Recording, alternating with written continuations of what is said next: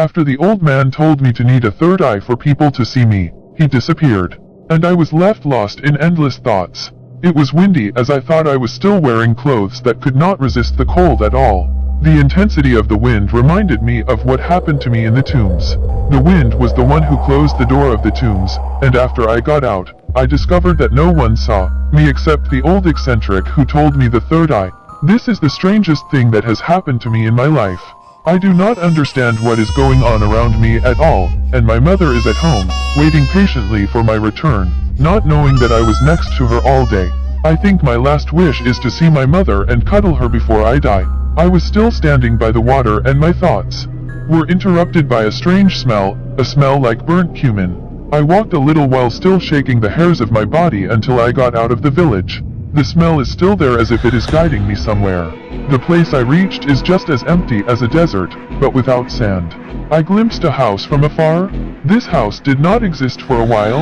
I approached the house and with every step the smell of cumin increased until it became very strong as soon as I arrived in front of the house. The house is built of burnt wood and there is a strong light that illuminates the whole place from inside the house. This was the first time I felt this fear. Fear took me steps back, but with the fourth step, the door of the house opened, as if telling me to enter. But I gave him my back to get out of here, but I was surprised by a very high wall surrounding the place from all sides, as if he was telling me to enter. I had no choice but to enter this house, and I actually entered and here the electricity was cut off, or more precisely, I lost my vision. Darkness invaded the place in less than a second.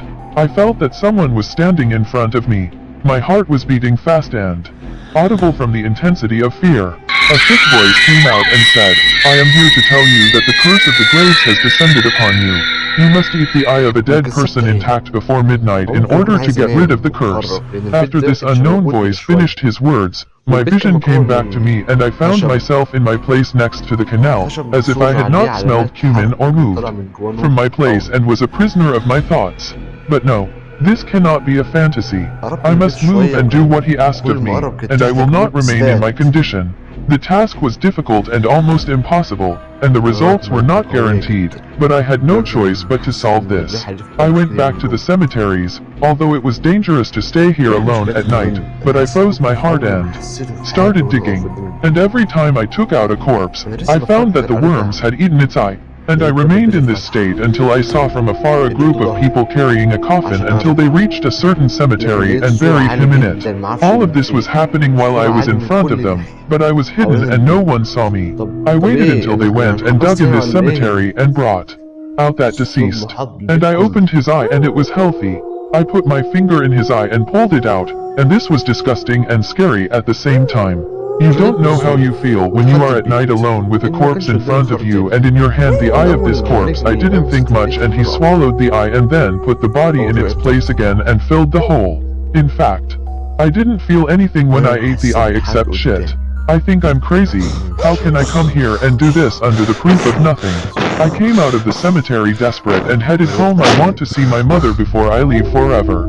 I got home, and as soon as I opened the door, I found my mother sitting in the living room, her eyes swollen with tears. I looked at her and tears were fighting to stay in the eye and not go down and expose my pain. I extended my hand towards her and I felt a desire to embrace her, and here tears came down as if they were a waterfall that no one could stop.